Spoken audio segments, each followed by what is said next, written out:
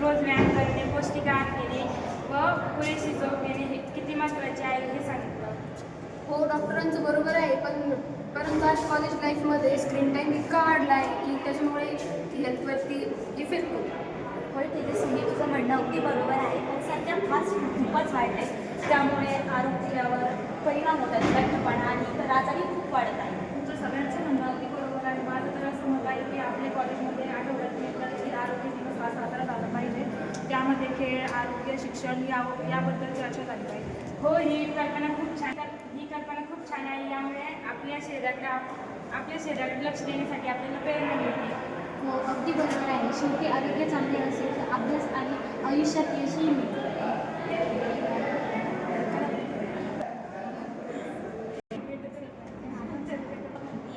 आपल्या उज्ज्वल उदाहरण आहे की भारतातील खेळाडू इतकं पहिले व्यक्ती त्यांनी वर्ल्ड कप जिंकलं, ते आपल्या शरीराकडे तसेच त्यांच्या आउटफिटवर जसं लक्ष देतात तसं आपल्या आरोग्याकडे लक्ष देतात.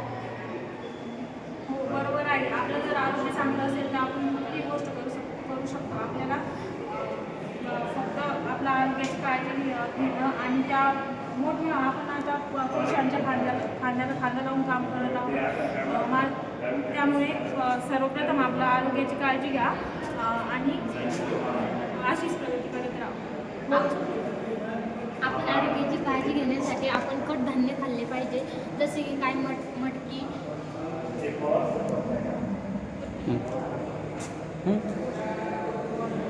होय गंमत की आपण सगळं खातोच, पण सध्याच्या काळात केमिकल इतकं वाढत चाललंय ना की म्हणजे आपल्यासारखे जे मुली आहेत किंवा इतर बायकासुद्धा आता विचार केला तर पालेभाज्या खातात. जुनी जी पिढी होती ती पालेभाज्या वगैरे सगळं खातात, ते खूप हेल्दी होते.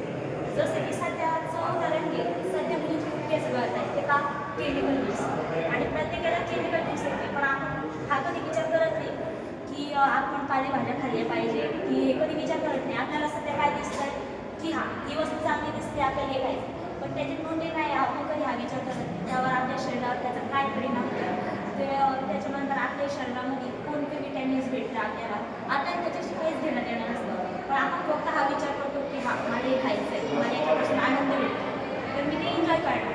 पण तुम्ही सध्या आपण जे सगळं बघतो, आपण या सगळ्या गोष्टी दूर ठेवून आपण जरा विचार केला पाहिजे की मला प्रोटीन कशातनं भेटतं, माझ्या शरीराची मी कशी काळजी घ्यायची, कशी माझ्या शरीरामध्ये विटॅमिन्स येईल, आणि जास्तीत जास्त पालेभाज्या.